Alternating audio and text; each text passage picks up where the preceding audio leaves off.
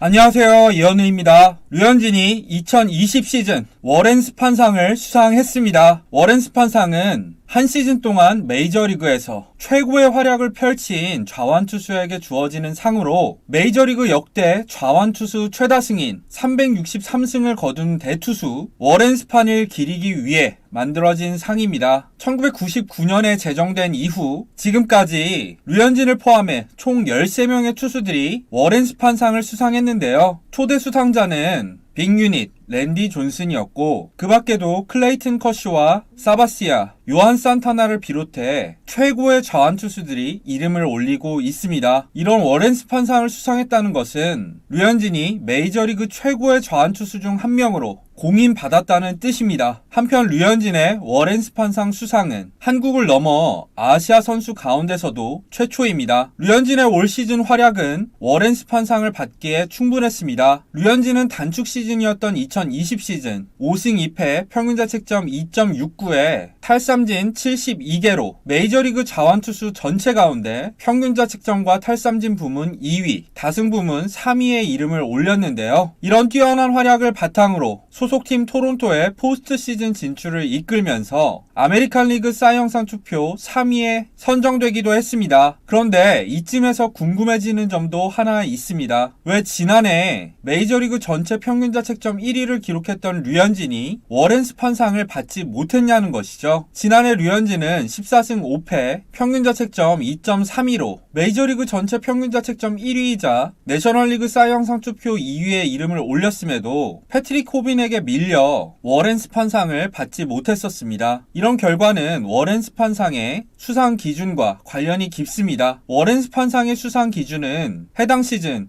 규정 이닝을 소화한 좌완투수 가운데 다승, 평균자책점, 탈삼진 부문 순위를 고려해서 선정이 되는데요. 예를 들어서 2005년에 워렌스판상 수성위원회는 돈트렐 윌리스가 규정 이닝을 소화한 좌완 가운데 다승 1위, 평균자책점 2위, 탈삼진 5위를 기록해서 총점 8점을 받았다고 수상 근거를 소개했었습니다. 이 기준에서 지난해 류현진은 다승 5위, 탈삼진 10위, 평균자책점 1위로 총점 16점이 되고 패트릭 호빈 같은 경우에는 다승 5위, 탈삼진 1위, 평균자책점 3위로 총점 9점이 됩니다. 그렇기 때문에 지난해에는 호빈이 류현진을 제치고 워렌스판상을 수상했던 것이죠. 마찬가지로 올해 류현진은 평균자책점 부문에서 카이클에 이은 2위, 다승 부문에서도 카이클에 이은 3위였지만 탈삼진 부문에서 2위에 올라 9위에 그친 카이클을 크게 앞섰습니다. 그 결과 류현진은 총점 7점으로 11점인 카이클을 제치고 워렌스판상을 수상하면서 지난해의 아쉬움을 씻어낼 수 있었는데요. 하지만 수많은 투수 관련 세부 지표가 개발된 현대 야구에서 이런 식의 수상 기준이 최고의 좌완투수에게 주어지는 상이라는 워렌스판상의 수상 취지와 맞는지는 의문이 듭니다. 물론 워렌스판상의 수상 기준과는 별개로 올 시즌 WAR을 비롯해 세부 지표에서도 압도적인 1위에 올라있는 류현진이 올해 메이저리그 최고의 좌완투수라는 데는